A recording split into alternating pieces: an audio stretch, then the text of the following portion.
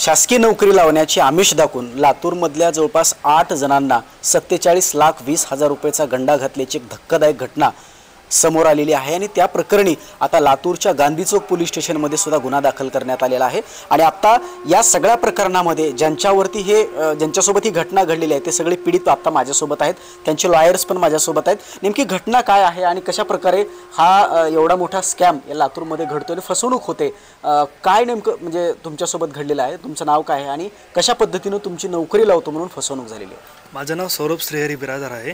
आम्हाला income tax ऑफिसमध्ये नोकरी लावण्यासाठी राधिका पन्हाळे यांनी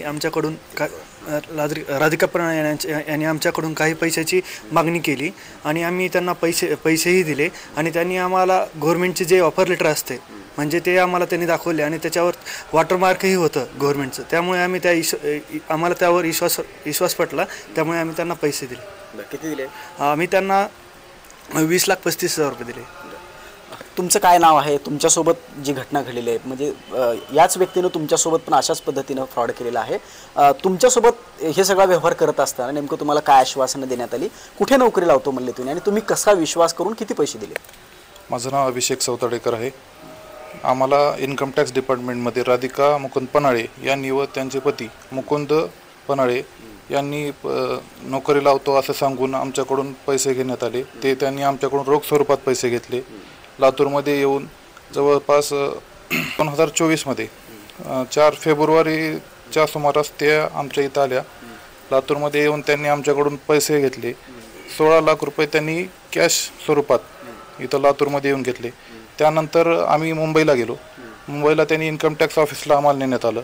तिथं आम्हाला असं सांगण्यात आलं की तुमचे एनरोलमेंट नंबर पहा आणि त्यानुसार तुम्ही नंतर पुढची रक्कम आम्हाला द्या, असं करून मग तिथं गेल्यानंतर पण पैशाची मागणी केली। त्यांनी पैशाची मागणी केली, आम्हाला काही एनरोलमेंट नंबर दाखवले, मग आम्ही तिथं पैसे दिलेले नाही। नंतर पुन्हा 2 वेळेस आम्ही मुंबईला गेलो। मुंबईला गेल्यानंतर आम्हाला तिथं एक वेळा बांद्रा इन्कम टॅक्स ऑफिस आहे, तिथून माझगावला एक ऑफिस आहे, त्या दोन्ही ऑफिसला आम्हाला दोन दिवस फिरवण्यात आलं। त्यानंतर तिथं सांगितलं असं की तुम्ही पैसे दिले नाहीत तर तुमचं काम होणार नाही पैसे। मग आम्ही म्हणलो आता तर आमच्याकडे पैसे नाहीत, एकतर सर्वसाधारण घरातली मुलं आमची परिस्थिती नसल्यामुळं आम्ही कसं तरी पैसे गोळा केले, इकडून तिकडून जमा करून कोणी उसने आणलेले पैसे, कसं सोनं गहाण ठेवून काही व्याजानं काढलेले पैसे होते। मग त्यावेळेस नंतर आम्ही वापस आलो। मग त्यानंतर ते दोघं नवरा बायको होते, मुकुंद पन्हाळे आणि राधिका मुकुंद पन्हाळे, हे या दोघेही लातूरला आले। आम्हाला विश्वासात घेण्याचा प्रयत्न केला की बाबांनो आता तुमचं काम फायनल स्टेजला आहे, तुम्ही लवकर आम्हाला पैसे द्या, तुमचं काम होऊन जाईल, मग तुमचं काम झाल्यानंतर तुम्हाला नोकरी लागेल। आता इतकं सगळं केलं आहे, तुम्ही पैसे पण दिले, थोडक्यासाठी कशाला करता? मग आमच्याकडे त्यावेळेस पैसे नव्हते। त्यानंतर जवळपास 2 आठवड्यांनी त्यांनी संपर्कात राहिले, आमच्या संपर्कात राहून आणखीन पैशाची मग आमच्याकडे पैसे नव्हते। मग एक दिवशी रविवारी, साधारणतः महिना काही आठवत नाही मला, रविवारी मुकुंद पन्हाळे लातूरमध्ये आले। मग त्यांनी कॅश स्वरूपात आणखीन पैसे नेले आमच्याकडून, जवळपास साधारणतः 5 लाखची काहीतरी अमाऊंट होती। 5 लाखाच्या जवळजवळ कॅश पैसे त्यांनी लातूरमध्ये येऊन नेले। मग त्यानंतरही काही झालेलं नाही। मग ज्यावेळेस आम्ही त्यांना पैसे वापस मागायला लागलो, आम्हाला मग त्यांनी असं म्हणलं की तुम्हाला आमच्यावर विश्वास येत नसेल, आम्ही तुम्हाला चेक देतो। मग चेक देऊन त्यांनी आम्हाला तोपर्यंत सांत्वन केलं। मग ते म्हणले आमच्याकडे पैसे आम्ही चेक लावा, तुम्ही आमचा विश्वास नसेल तर चेक लावा। मग आम्ही ज्यावेळेस चेक लावल्यानंतर त्यांचा चेक बाउन्स झाला। मग त्यांनी असं सांगण्यात आलं त्यांच्याकडून, आम्ही वकील साहेबांतर्फे नोटीस पाठवण्यात आली आमच्याकडून। नोटीस पाठवल्यानंतर त्यांनी असं सांगितलं की आम्ही हे चेकच दिलेलं नाही बँकेला कळवून। मग त्यानंतर आमच्या मनात शंका वाढू लागली आणि कसल्याही प्रकारचं आम्हाला ऑनलाईन पद्धतीनं आलेलं नव्हती, वर्क ऑर्डर, जॉईनिंग लेटर आलेलं नव्हतं, काही नाही। वॉटरमार्क असलेले फक्त त्यांनी आवेदनपत्र आमच्याकडून भरून घेतले। पत्र भरून वॉटरमार्क असलेले इन्कम टॅक्स वॉटरमार्क होते त्याच्यावरती, शासकीय शिक्के, सह्या, ऑथराइज्ड सिग्नेचर असल्यासारखे कागदपत्र आहेत आपल्याकडे। ते कागद पण आहेत, मी तुम्हाला दाखवतो। मग ते कागदपत्र घेतले त्यांनी, ते भरून घेतले आणि ऑनलाईन मेल येईल म्हणले, मेलही आलेला नाही। आणि अशा पद्धतीनं आमची 8 जणांची एकूण मिळून 47,20,000 रुपयांची फसवणूक करण्यात आली। ताई, तुम्हाला कोणत्या डिपार्टमेंटमध्ये नोकरी लावतो असं सांगण्यात आलेलं होतं आणि किती पैसे तुमच्याकडून घेतले आणि कशी फसवणूक झाली? माझं नाव सारिका बळीराम दळवे. आमच्याकडून बँकेचं काम करतो, बँक ऑफ बडोदाचं काम करतो म्हणून पैसे तिनं म्हणजे अगोदर आम्हाला तिनं ऑफर लेटर दाखवले ज्यावरती पूर्ण सगळं माहिती सगळं होतं आणि सगळं होतं त्याच्यावरती. आणि मुंबईला भरपूर वेळा तिनं आम्हाला चक्रा केलं, पैसे घेतले. किती लोक सहभागी आहेत त्याच्यामध्ये? 8 जण सहभागी आहेत. म्हणजे तुम्ही पीडित 8 जण आहेत. पुढून जे तुम्हाला बोलणारे लोक होते किती लोकांची एकंदरीत टोळी आहे? ती राधिका मुकुंद पनाळे, तिचे मिस्टर आणि अनिल कचरे आणि दुसरे पाटील सोलापुरी ते एक आहेत. एवढ्यांनी हो 3 अधिकारी म्हणूनच इंट्रोड्यूस केलं. परत त्यांचंच अजून बोलणं ऐकावं लागेल आम्हाला. पोलीस तर काहीच मदतच करत नाहीत. 2.5 महिने झाले त्यांनी अजून तिला अटक सुद्धा केले नाही. काय करणार आम्ही? मरायची वेळ आहे आमच्यावर आता. त्यांचे वकील पण आहे ज्यांनी ही कायदेशीर लढाई लढण्याचं हाती घेतलेलं आहे आणि त्या संदर्भातले महत्त्वाचे पुरावे सुद्धा त्यांच्या हाती लागलेले आहेत. सर, काय नेमकी परिस्थिती आहे? लातूरच्या गांधी चौक पोलीस स्टेशनमध्ये गुन्हाही दाखल झालेला आहे, परंतु आता काय कुठल्या स्टेजला हे प्रकरण आहे आणि पुढं आता काय होऊ शकतं? बघा, एकंदरीतच 47,20,000 रुपयाचा हा फ्रॉड आहे आणि यामध्ये जवळपास 70% रक्कम ही ऑनलाईन स्वरूपात आरोपी क्रमांक 1 म्हणजे राधिका पनाळे यांनी स्वीकारलेली आहे. आता विषय असा आहे की आपल्याकडं कायद्यात ग्रॅव्हिटी ऑफ ऑफेन्स ज्याला म्हणतो आपण किंवा ॲग्रिवेटिव्ह सर्कमस्टान्सेस ज्याला म्हणतो की गुन्ह्याची गंभीरता वाढवणारे हे फॅक्ट्स असतात, हे तथ्य असतात.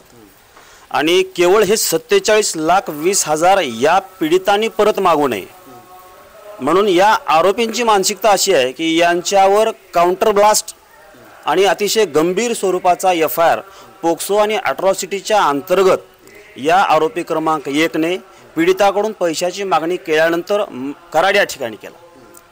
माननीय विशेष सत्र न्यायालय कराड यांच्यासमोर ज्यावेळेस आम्ही ही परिस्थिती दाखवली त्यावेळेस माननीय विशेष सत्र न्यायालय कराड यांच्याकडून तात्काळ या पीडितांना जे की त्या ठिकाणी त्यांनी विनाकारण आरोपी केलेलं होतं त्यांना अटकपूर्व जामीन मिळालेला आहे.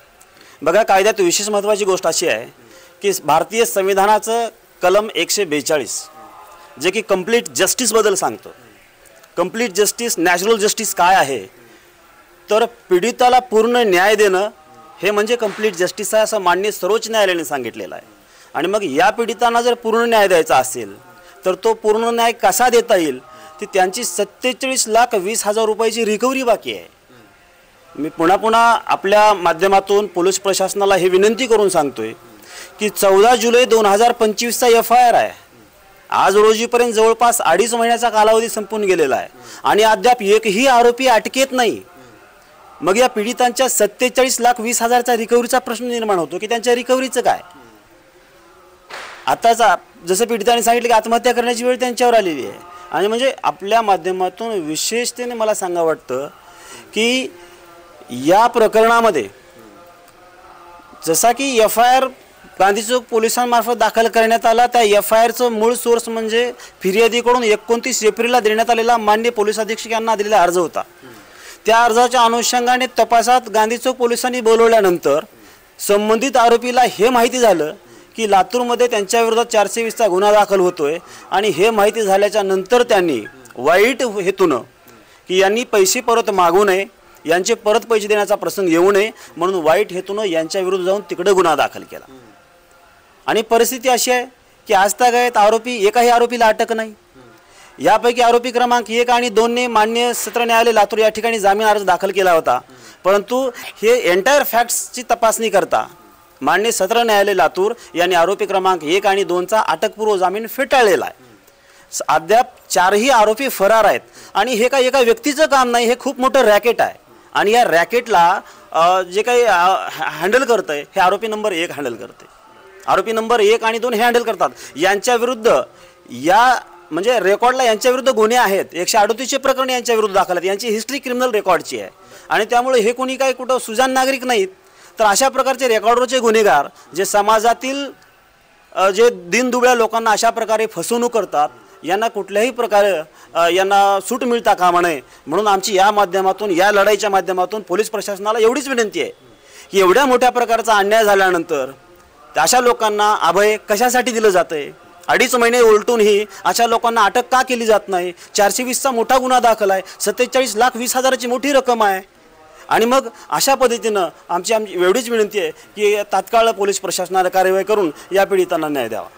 हे फार गंभीर आहे की आपला एकमेकांची ओळख असल्याचा फायदा गैरफायदा घेत या ठिकाणी महाराष्ट्र शासन असेल आणि भारत सरकार यांच्या वेगवेगळ्या कार्यालयामध्ये आणि बँकांमध्ये सुद्धा आपण शासकीय नोकरी लावून देतो, आपल्या फार ओळखी आहेत असं सांगत एका मोठ्या राजकीय पक्षाच्या महिलेनं, राधिका पन्हाळे नावाच्या एका महिलेनं तिच्या साथीदाराच्या माध्यमातून लातूरमधल्या जवळपास 8 लोकांना आपलं शिकार बनवलं आणि त्यांच्याकडनं 47,20,000 रुपयाची रक्कम लंपास केली आणि त्यांनी परत ती रक्कम मागू नये म्हणून त्यांच्यावरती अन्य दुसऱ्या जिल्ह्यांमध्ये त्या ठिकाणी त्यांच्यावर पोक्सो आणि ॲट्रॉसिटी अंतर्गत गुन्हा दाखल करण्याचा सुद्धा त्यांनी आग्रह केला, परंतु तो त्यांचा प्रयत्न फसला आणि एकंदरीत लातूरच्या गांधी चौक पोलीस स्टेशनमध्ये हा जो गुन्हा दाखल झालेला आहे, गुन्हा दाखल होऊन सुद्धा 2.5 महिने उलटले, परंतु गांधी चौक पोलिसांना हे आरोपी सापडत नाहीत याचं मात्र मोठं आश्चर्य वाटतं. त्यामुळे येणाऱ्या काळात या सगळ्या प्रकरणामध्ये काय नेमक्या पुढे घडामोडी होतात ते पाहणं सुद्धा अगदी महत्त्वाचं होणार आहे. अजय घोडके, जय महाराष्ट्र न्यूज, लातूर.